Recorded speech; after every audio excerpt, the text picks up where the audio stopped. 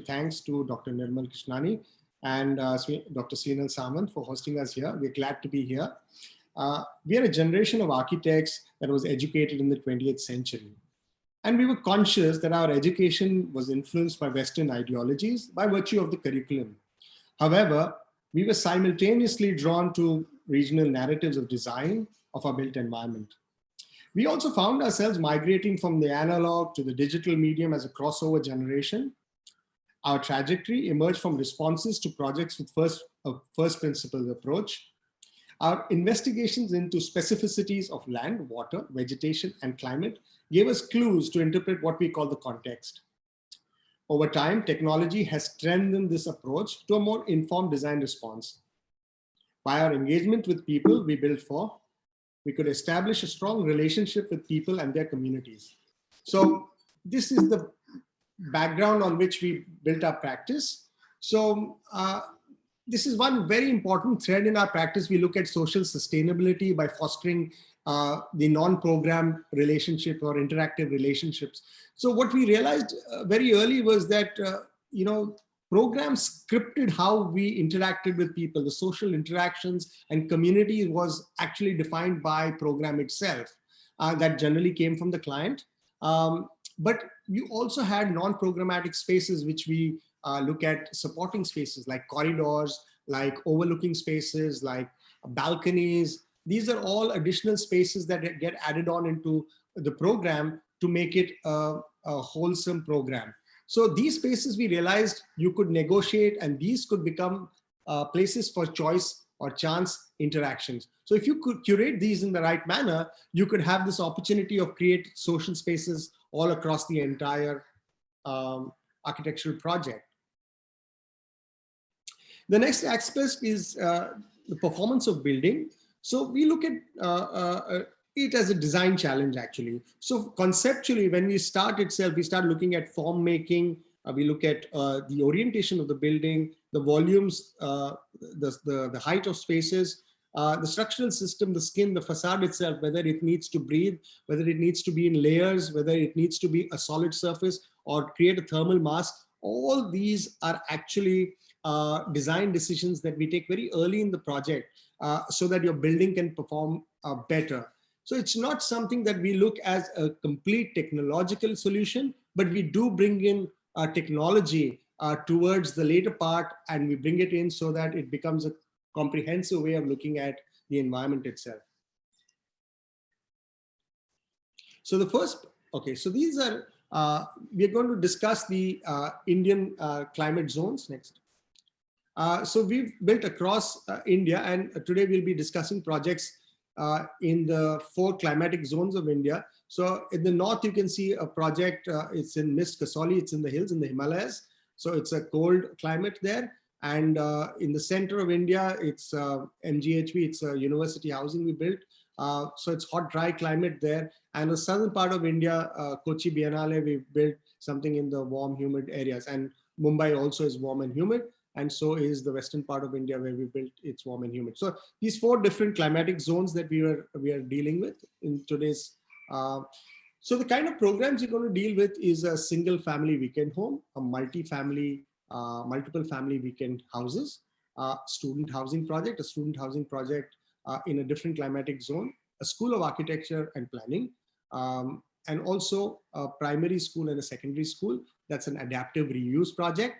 An advertising agency, also an adaptive reuse project, a restaurant, a bar, and finally an installation in the Kochi Muziris Biennale.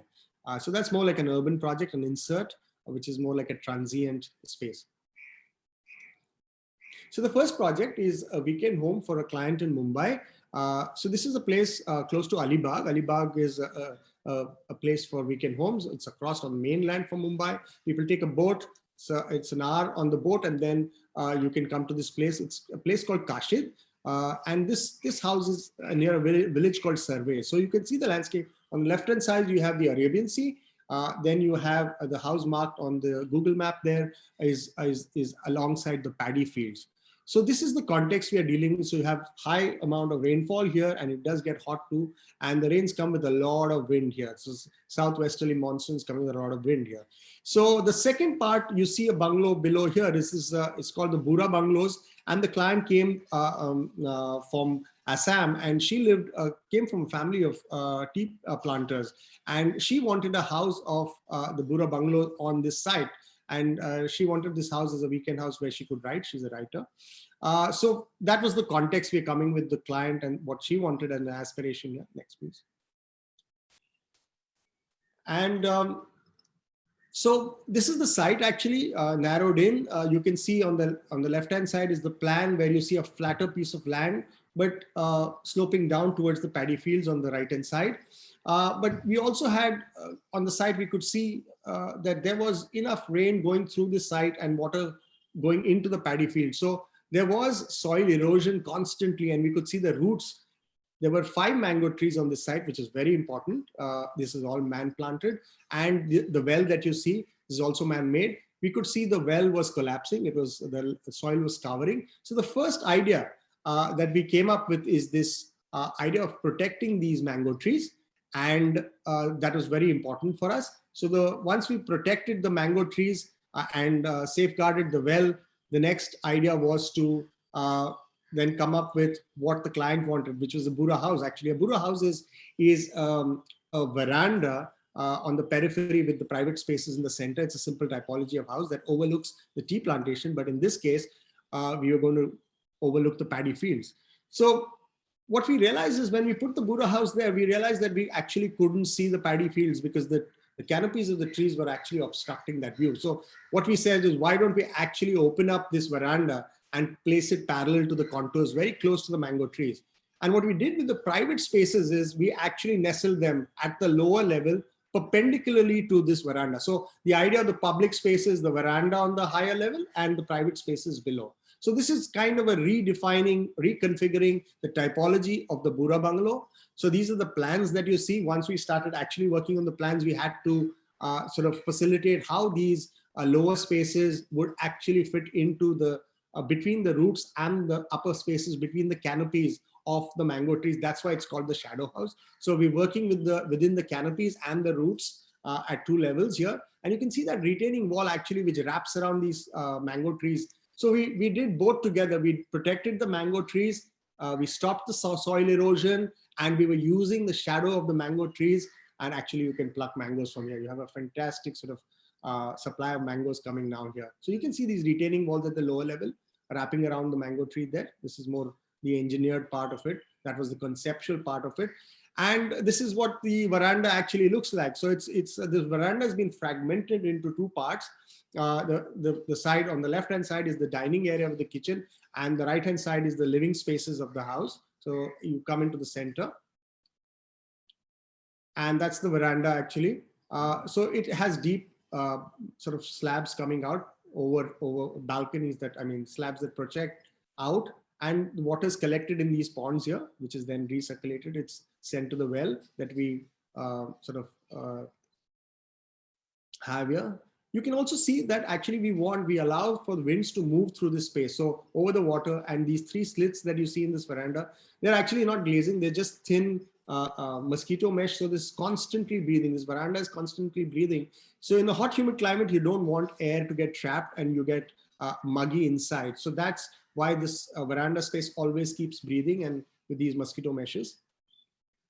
So actually, we've actually worked with the local people for the landscape here. That's the veranda space. And this is the veranda actually looking on the northern side where the mango trees and the paddy fields are. So these verandas actually go over terraces of which are the private spaces below. They form terraces. So it's completely transparent in that sense. So this is on the other side. When you come on the side of the mango trees and the paddy fields, you can see the veranda above and the private spaces below. So the retaining wall actually starts wrapping around. And the idea we came up with is that the circulation of the house should be by engaging with the outside. Rather than actually having an internal circulation, we said that you should engage with the landscape and move out. So the whole stair and the connection from the private spaces to the veranda is actually from a stair that is outside. And that's the retaining wall. So that's what the client also liked, as it does both functions. And Manisha will take over on the next project.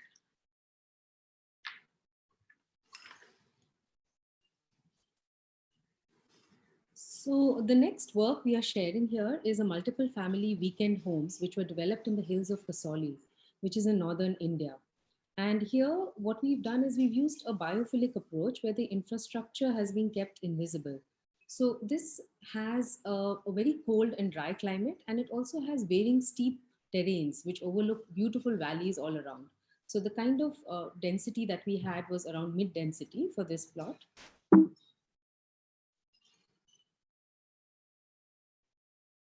So 18 different typologies with varying conditions of outdoor spaces have allowed for diverse engagement with the landscapes around. And the parameters which create these variations are the size of the house itself, which ranges from a studio to a 5-bedroom house, the topography that it sits on, the access to the house, and the surrounding views.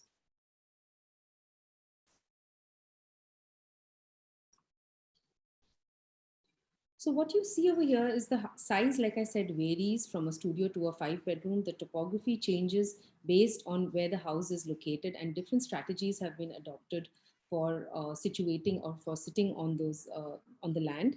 The access from the road, like you can see in some of these examples, one is entering from the lower levels, whereas over here it's from the mid level and sometimes from the uppermost levels. So these strategies also allow for variation based on the road, where the road is situated. The homes also have balconies, decks, and terraces within their homes, overlooking and experiencing the views and the surrounding landscapes. So here you're entering from the topmost level. Whereas again, here you enter from the lowest level and the views are to the same or on the same side. And these are the studio apartments. So I'll be sharing 4 different units over here. There is the 2-bedroom and the 3-bedroom hybrid unit. This combination actually consists of 2 2-bedroom duplex units and 1 3-bedroom duplex unit, which is placed over that. The common spaces have been placed below the main bedroom spaces to the rear side, opposite the road entrance. And the balconies allow for the spaces to flow towards the outside, enabling human engagement with nature. The 3-bedroom villa is an independent one where again it has its access from the hillside, and the unit is accessed at the mid-level in section where the common spaces are situated, and the guest bedroom and the entertainment spaces are situated on the lower floors, whereas the master bedroom and the children's room overlook the valley from the upper floors.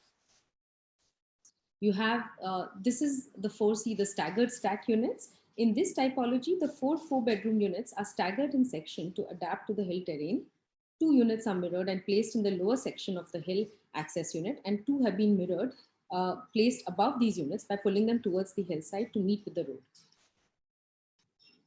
And the 5-bedroom villa is a valley access unit where its lower level forms an entry foyer with a covered car park. The mid level has the common spaces, and there is a large double height space in the living and dining space, and the levels above and 2 have bedrooms each. The topmost level has the entertainment space with the pool deck over on the uppermost levels. So these are different photographs of the site itself. So each unit has been independent, but it comes together as a contiguous built form. The streetscapes, which one observes, allow for both variation and repetition. In terms of the material choice, the lower part is a stone cladded base, which is from local stone, and the midsection is a plastered surface, and the top section is with the wooden planks. And these villas houses cascade over the steep hillscape to capture the views of both the sky and the valley. And the retaining landscapes also have been merged with the buildings.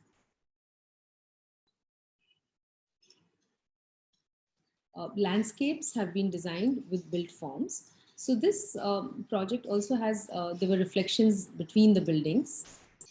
This was a clubhouse. So what you observe, I forgot to mention it earlier, the master planning for this was done by Ken Yang.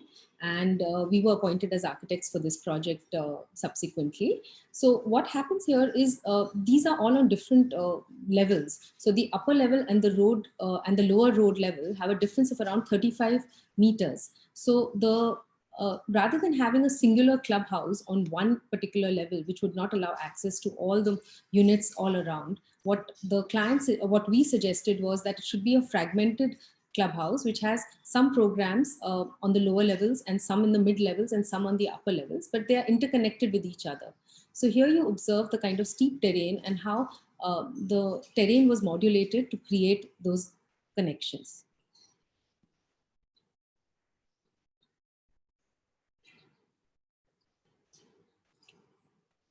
So this is a short film which was made by the promoter.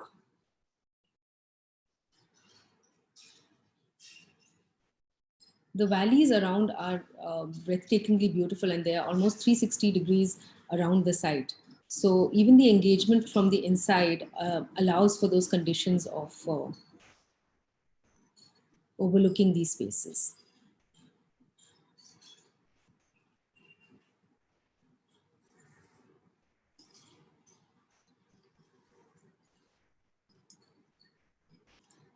The next project I'll be sharing here is the Mahatma Gandhi Antarashtriya Hindi Vishwavidyalaya.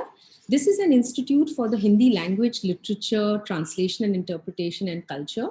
This was one of the very early projects of our practice where we did an open competition, and we were fortunate to get this project. This was around 212 acres in the geographical center of India in a place called Wardha, where the climate was extremely hot and dry.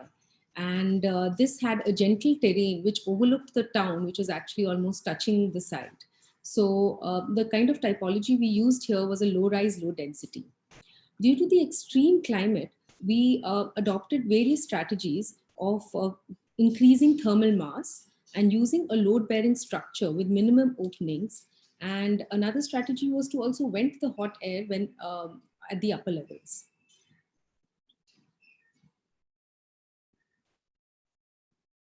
So the built form has been fragmented in nature and consists of basic units of different scales that take on an informal character.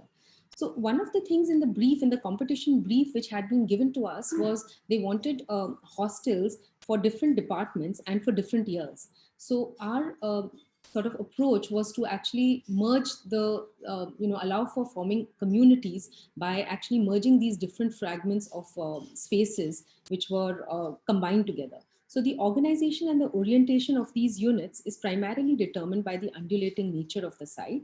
And this makes the relationship of each unit to a neighboring unit unique and specific. The sloping site gives rise to various interconnecting levels where the terraces of some units start overlooking the courtyard spaces of the others.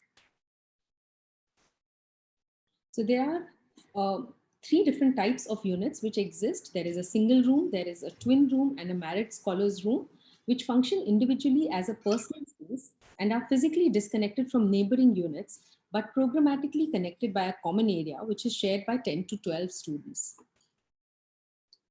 The common area includes the kitchen, the small dining area, and a living games area. The common area and a toilet block with scattered units forms a basic cluster. So this is the site with its contours, which have been minimally cut and filled to allow for terracing.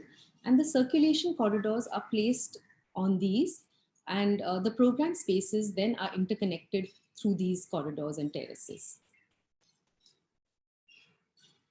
The terraces, courtyards connect, extend, and animate movement with interaction. The units are a constant, but the relationship between the units, is the variable. This allows for a high level of flexibility in the design. In the residential zone, interaction between the students is facilitated by shared open non-programmatic spaces. So this is through the section through the topography. Again, this is variable. So this is one of the sections, but as we move across different housing clusters, you have varied sections and responses to the contours.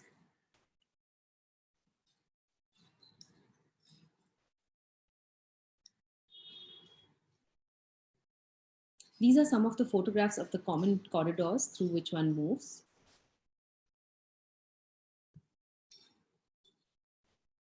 This is the common room, which you can access both at the upper levels and the lower levels.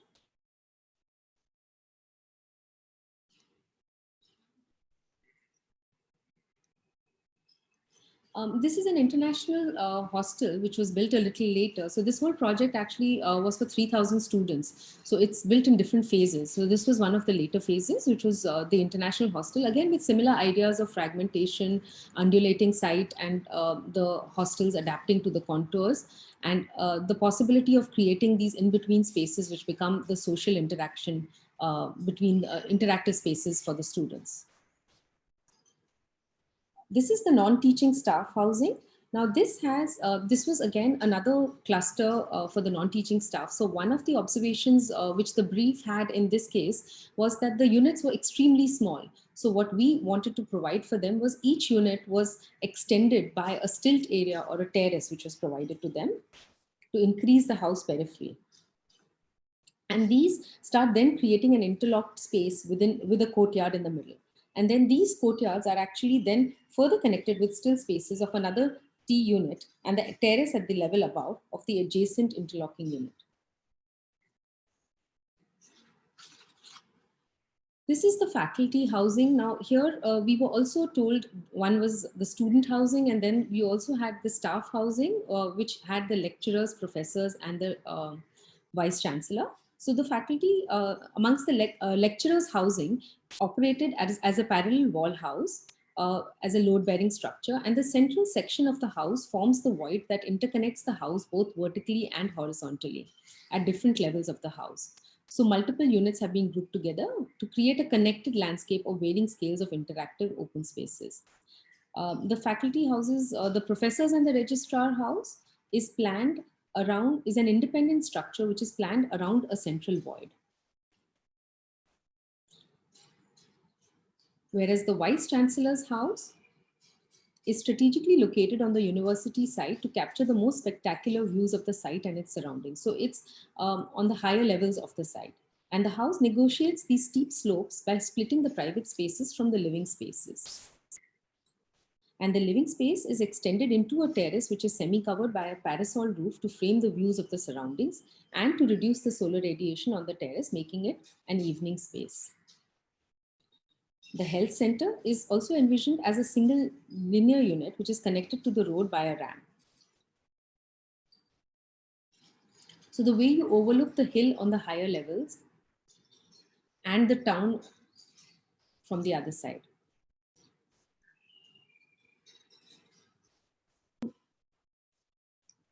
Yeah, so the next project we'll be sharing is the student hostel project at the School of Planning and Architecture, Vijayawada.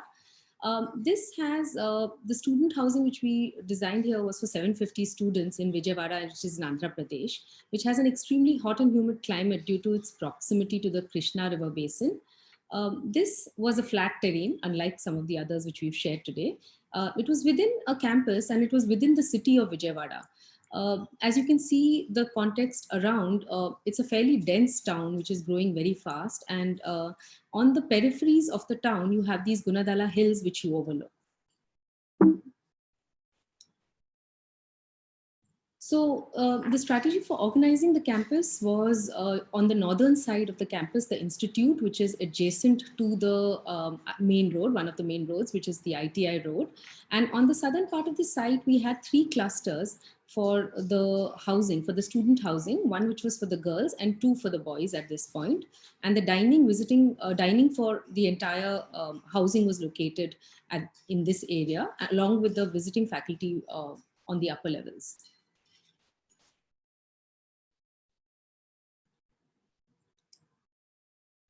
So there were 25 living courtyards which were distributed within the student housing. And the whole approach was to actually avoid the hermetic dormitory organizational structure which fosters a regimented form of social control that restricts learning and living. So the attempt is to create organizational variation, change, and flexibility by integrating program with non-programmatic spaces which foster both the collective and the individual. spaces such as streets, courtyards, bridges, verandas, and terraces with student living are integrated, creating a variety of chance interactions between the community. In terms of an environmental approach, it has its genesis from traditional tropical responses to climate and contemporary living relationships. To enable cross ventilation and protection from the harsh sun, the lower floors have been rendered porous. Winds are channeled through courtyards as they funnel the air naturally.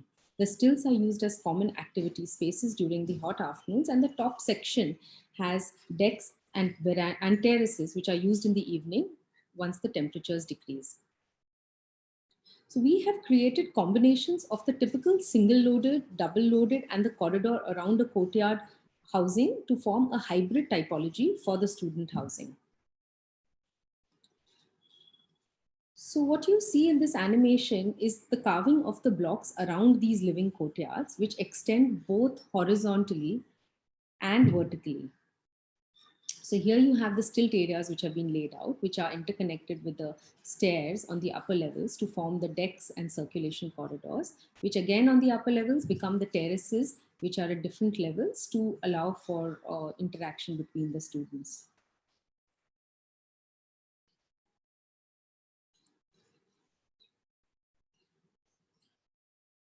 So there are basically these three type of units which are repeated. The module A has stilt areas, decks, and terraces with single and double rooms, whereas the module B has a stilt area with a toilet and single and double rooms, whereas the module C has a stair with a stilt, deck, terrace with single and double rooms.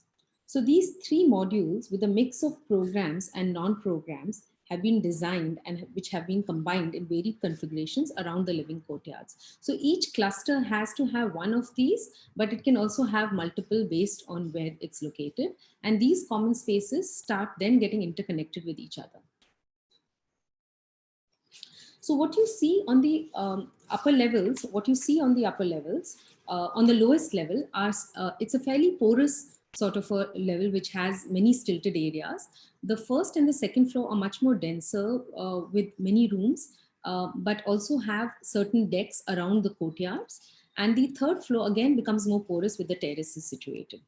So what you start seeing in the sections are also these sort of varying sections cut across the housing. These are the kind of views which you start seeing within the courtyards. None of the elevations are constant. There's a lot of connectivity between the inside and the outside.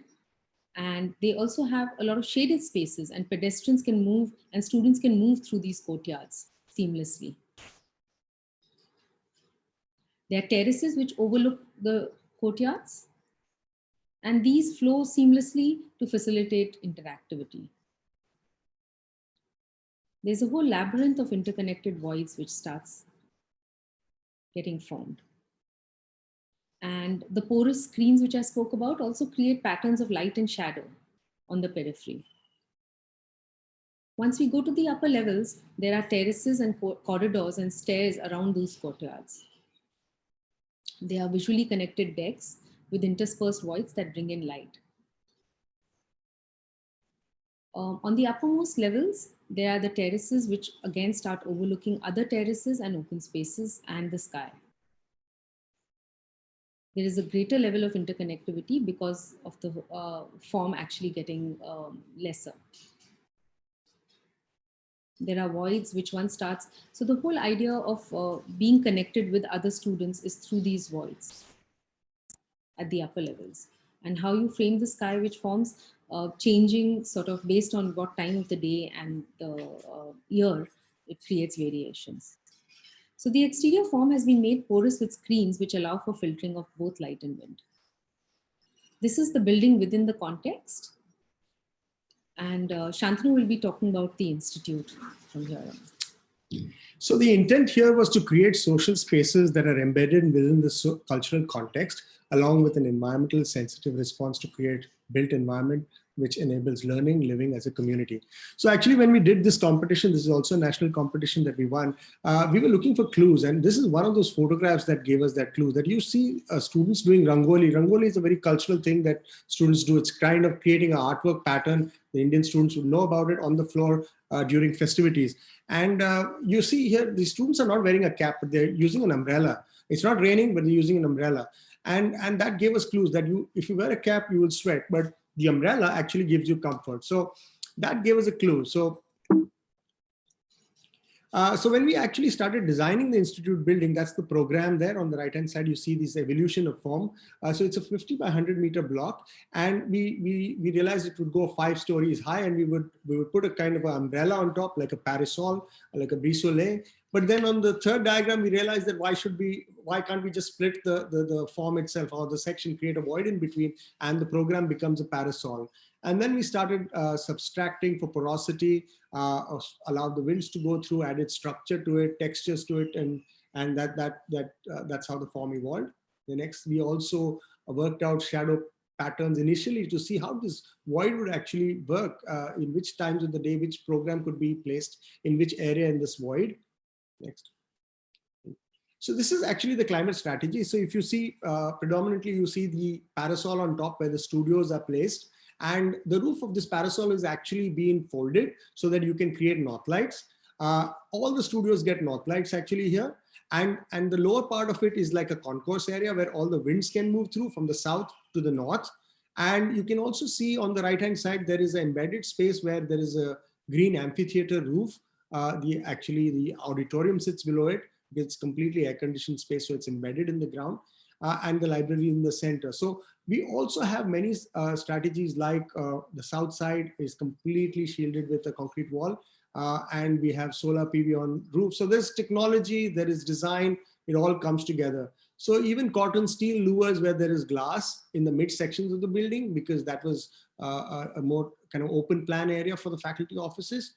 So this is the strategy generally, climatically. And taking it further, if you look here, the use of the day, so the studios would be performed in the morning hours, and you would be using the parasol on top. As it's midday, you would come down for your lunch and then go to the workshop. So the workshops are actually shaded, and it's much cooler, but the box on top gets hot. So you're now in a shaded area, so you still have comfort. And if you look at the architectural element of a roof, a plinth, a pavilion in the center, and also formal configurations of flotation, an urban scape in the center, and embeddedness where the auditorium happens. Next, please. So in plan, the strategies were at the lower levels, a center and periphery arrangement for effective interactive learning. In the center, it's a concourse level, which it's like a field for informal network exchange. And this is what we talk about social sustainability, where this exchange is required and it's not actually planned, but it happens. And at the top levels, it's more like an efficient, focused learning area for the studios and the lecture rooms. These 3 main sections of the building. On the right-hand side, you see the program stack. On the lower levels, you have a large footprint areas of building where there's high footfall. So the auditorium, the library, the exhibition area, and around that is the next level is the administration. And the next 2 levels you see is the staff blocks. And the last 2 levels, which again, the footprint increases on top, is the studio and the lecture rooms. On the left-hand side, you see circulation, horizontal and vertical. This building has 13 different types of staircases. The idea being that every time you go up, even in plan, the circulation always keeps shifting. And when you go in the vertical dimension, you always have a different view of the building and the spaces above. So there's only 2 staircases that repeat themselves, and they are the fire escape staircase within the cores. And with the idea that, next please. So we've tucked these 2 cores in the center and with the lifts. So the lower floor, the ground floor on the left-hand top bottom, you can see the large footprint spaces of the auditorium where visitors would come. The library in the center, also visitors would come to the libraries, and the exhibition space around which the workshops are strung along. On the first floor below, you see a more loose concourse level. In the center of it is where the general body meetings of students happen. Left-hand side is the canteen, and the right-hand side is the admin. Next, please. The next level on top, the second floor, has the staff areas, open plans there. and the top areas is the large footprint studios. Next, please. So this is the section of the building. Actually, you can see how this building actually bridges across in section. It floats and bridges across. So it's more like a gateway to the campus in that sense. And we are also trying to create these multiple grounds. So we're trying to create smaller courtyards within a larger building. So it's a deep plan building. We have to do that. Next, please. So this is just, will give you an idea. It's a simulation of how these spaces emerge. So from the ground, you're peeling off the landscape and coming, the auditorium comes into the central section of the building now, and you can enter from here. So the landscape coming up and the building bridges across from the top. You have that crit space in the center. You have the general body meeting space in the center. So that becomes the center stage for students, and the cores again. And coming to the eastern side, you will see a double helix staircase now coming across, different types of staircases, routes to go up, and coming to the eastern garden. So the entire section is actually, in that sense, very varied in that sense. Next, please. So this is an image from the western side. So you can see these deep sort of overhangs, the whole structure overhangs, and it's overlooking the games area. So these balconies that overlook with a raked stadium seating. There's an amphitheater here over the auditorium. We spoke about the auditorium. Actually, it's an embedded space because it doesn't need light or ventilation, but it has, it is restricted by, in the sense you have earth over it.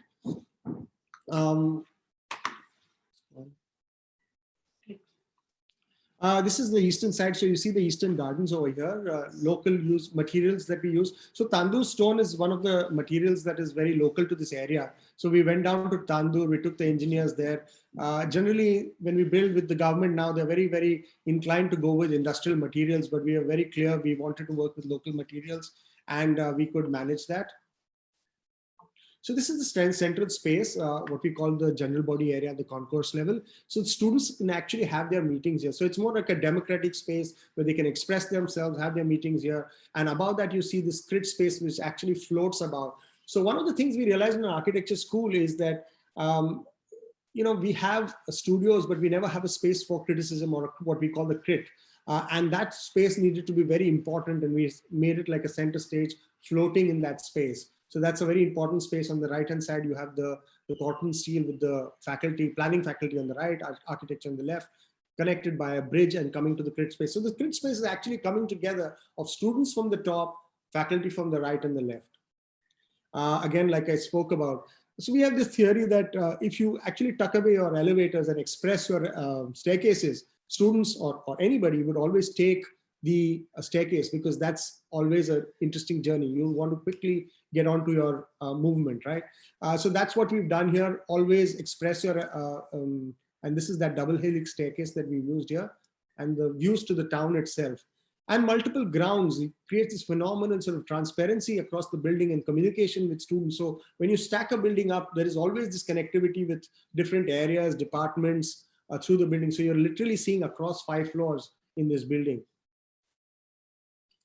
So this is that double helix staircase that we spoke about. So what it does is actually increases capacity. So on a same plan, you have 2 staircases. So it increases capacity, it doubles the capacity, and each of these staircases actually goes to the same level. So it's a very interesting way of scaling down the staircase if you want to increase capacity, because otherwise you would have a 5-meter wide stair, which is not the right scale for a human being to travel on, with putting your railings in there. It doesn't give you that comfort. And this is an interesting way of doing the same thing. So more staircases, more connections. This is that crit space on the right-hand side. So you have this kind of transparency across the studios coming down to the crit space and the faculty floors below. And these corridors then, next please. So what we realized is actually with the architecture school, with the studios, is why don't we create a learning corridor? So we created for criticism, the crit space, but also the informal criticisms. We created this learning corridors, which is as wide as the studios, where people could use it for pin-ups. So it's 100-meter by 50 meters wide corridor for, 100-meter by 10-meter corridor for these activities. Next, please. That's what it would look like. That's what, that's how you bring in light from the top. So this space has continuous skylights to have good lighting in the space. That's when some of these voids come across. And within the studios, the north lights working and bringing in light in into the, so these students actually interact. So the students are not silos in that sense. They're interconnected, even in plan and even in section, they're interconnected. So they're never silos. So learning is kind of, there is a cross learning across. Next, please. And the materiality, just three stark materials of concrete with the sky, the cotton steel in the center, mid sections of the building, and the tandoor stone of the ground emerging out of stone. That's again some framing of the sky looking down. And moving away on the western side now. Next, please. And away on the northern side, you can see the amphitheater or the auditorium and move out of the building. So these are some of the spaces being used, how students use their spaces, and some of them being sketched by their people who occupy them. So it's very interesting when you have an architecture school, people also sketch those spaces being used, which is really interesting for us. And one more sketch on this side of the amphitheater. And that completes that project. And this is a project, it's a very interesting project, adaptive reuse, I would call it. It's a school, a primary and a secondary school in Mumbai, near the sea, near Marine Drive. So it's actually a residential building, and a school started slowly by housing a school in an apartment. And slowly they grew, and over time they actually started buying or taking up apartments. And now they've kind of completely taken over this whole residential building. So it's actually housing a school in a residential building. And the interesting part of this school is the clients are, it's the one of the only schools that is actually, it's a parent-run cooperative school. So they have 11 or 12 different committees that actually run the school. So very interesting program, very small school. It's a heritage building. Next, please. So what we started doing is when they called us in, we realized that the programs were distributed all over the building and needed to be looked at comprehensively. The first thing we looked at is how do you look at open space, because Mumbai doesn't have much of space. So the margins outside the building and the margins or the courtyards inside, these residual spaces were looked at for interaction and use. Next, please. And also making the right connections to the program. For instance, they had their kitchen on the ground floor, but they had their dining area on the topmost floor because it is the largest span area. So we said this kind of synergy. So you would, if you know the Indian cooking, you would be seeing people carrying dal across 4 floors. They don't have an elevator. They carried dal across the building, and that could be dangerous. So we were actually reworking this whole program out and master planning it actually to really make sense out of this. Next, please.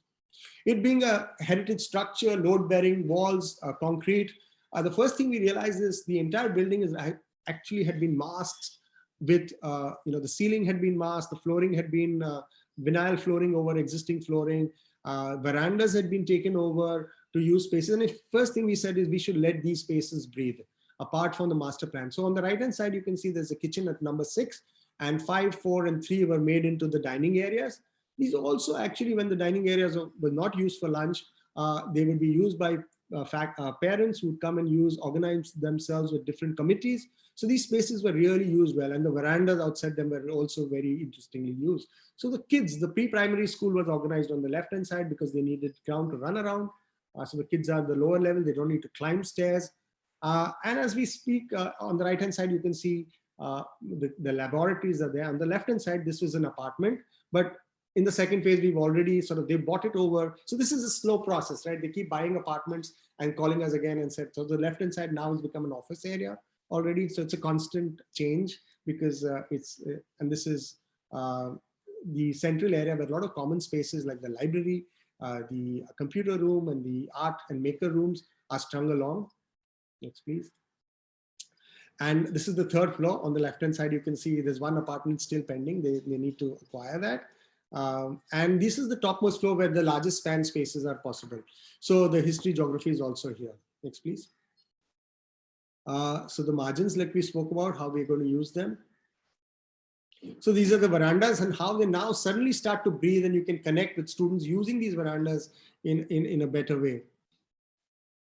And the spaces for dining we spoke about. So you can start seeing these jack arches being expressed finally, and the flooring, which we removed all those vinyls from them. And these are very old tiles. Next, please. Next, please. And the pre-primary school. So we started looking at a classroom environment as an immersive environment where you can perform. Next, please. So this is the way these students use this drama space. Next, please. And the other pre-primary space as a library. Next, please. And a biology space. They even have a name for that skeleton. Next, please. This is the art space. The library. And a more sort of reading area where you could assemble the reading area for yourself with furniture. So makes it interesting and interactive. Subject room. So we are not looking at classrooms, we're looking at subject rooms. This is the geography space, which interacts with the history space. Next, please. Next, please. So you and the larger span spaces can also sort of connect with each other. So if you want to have a larger classroom. Next, please. The staff area, so we could cover light in the roof. Next, please. And one more multi-purpose space for seminar room. Next, please. So we had about 13 or 14 different types of floorings in this building because there are different apartments. So we had to come up with one kind of flooring to unify it. So apart from the existing, we also worked out a pattern. So this is the pattern we worked out. From what was existing, we created a pattern from, you can see, to something that is very dense to something that is very light in that sense, and how it comes together with the space. So the central area is the dense part and going towards the light, so that light filters in. So you have reflective light from the more lighter areas. Next, please.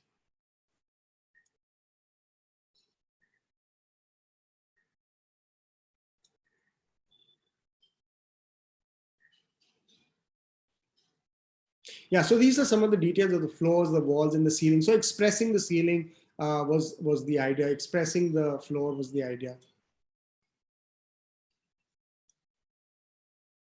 The next project is actually also adaptive reuse. So Mumbai's textile landscape, the mills have transformed rapidly.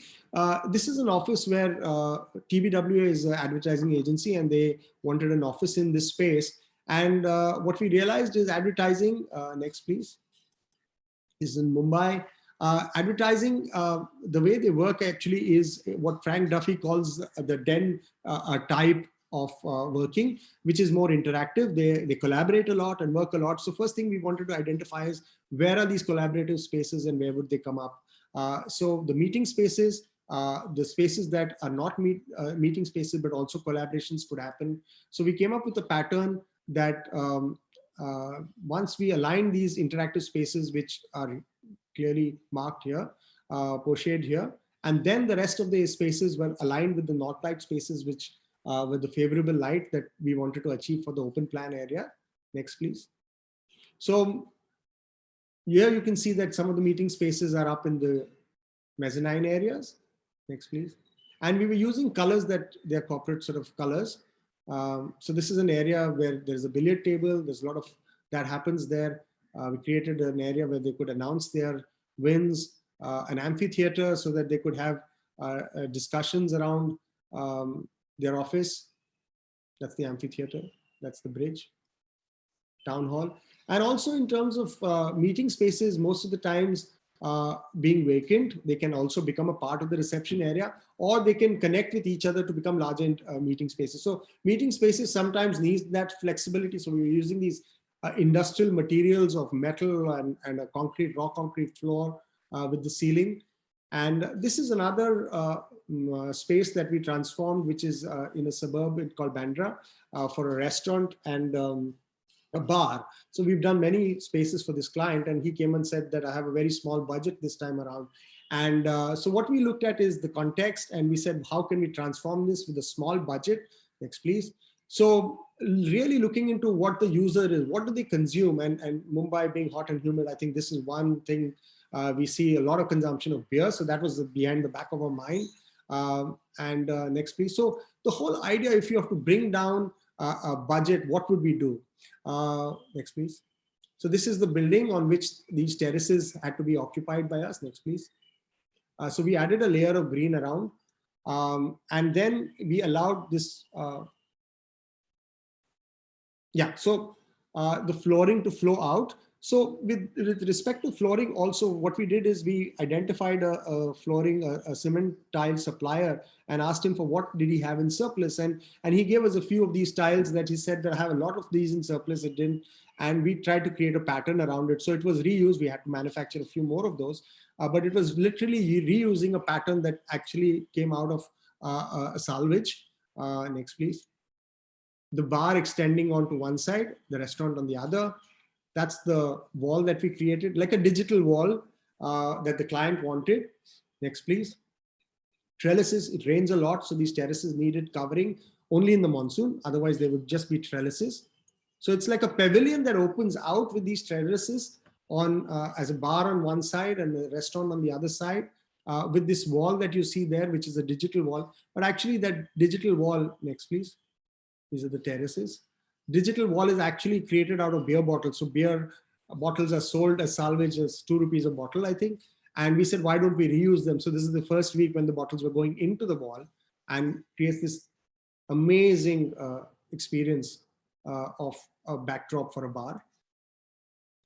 So the last project we're going to show you is the installation we made at the Kochi Muziris Biennale. We were invited to do this. Kochi Muziris Biennale, most of the installations and the artworks happen within the walled areas of the Aspen Wall and many such compounded areas. And we said that we want to work outside the compounded areas, being architects, and most of them are architects, artists there. And we said that we will try and work in these areas. So we found a street that was connecting the sea to the church, and we said we'll work here. Next, please. So the idea of transforming the space was more about making it into an event street. So it was a dead street in that sense. So the sea on the left-hand side, I would say, on the right is the church. And this needed to be connected. And next, please. Next. So we came up with an idea of an installation that could be erected very quickly, and it would make an impact. And it had to be built very fast. So we were involved in the build process ourselves. And it had to be easy to build. So that was, and it had to be built with transient materials, so that when the Biennale is over, these materials can go another place and reuse. So we use bamboo in that sense, which is a very, very easy material to build with. Next, please. And we created programs on the right-hand side of more of exhibition, and towards the sea more of an event or a performance. So platforms for performance versus a space that you could move through for exhibitions. So that's the plan. On the right-hand side, you can see the sea, and on the left-hand side is the church. So when we started the build process, it was more about keeping it modular, keeping it, the details that we worked out, the joinery details were with nuts and bolts, so that it could be unscrewed quickly and taken away and sent to another site and reused. So the sponsors also were very happy that we could reuse and salvage these materials for another place after the Biennale was over. Next, please. So this is before and after, in the beginning, when these were parking lots, and then it started transforming when we came in. Next, please. And that's how the spaces started to get used. So this thoroughfare now became quite active, with people visiting it for exhibitions. And in the evening, there were performances along the sea. Next, please. And that's what it is. That's the project.